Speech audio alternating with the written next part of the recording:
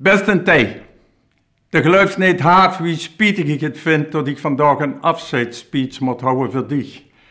Huldige mooie Maria.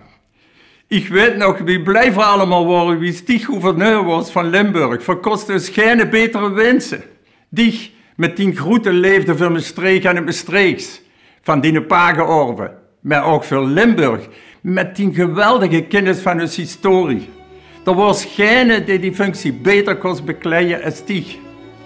Het is heel jammer dat ze mij niet gevraagd heeft of de Moses weggaan. Dan hij op Sint-Pieter zo heel nee geschreven dat ze het in het ganse provinciehuis hadden kunnen huren.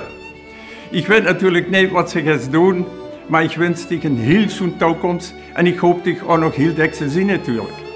We kunnen dich bij ons concert op de Friedhof natuurlijk niet missen. En ik verzeker dich voor de toekomst, laten we zeggen, de volgende 50 jaar een ereplaats, want die verdient ze.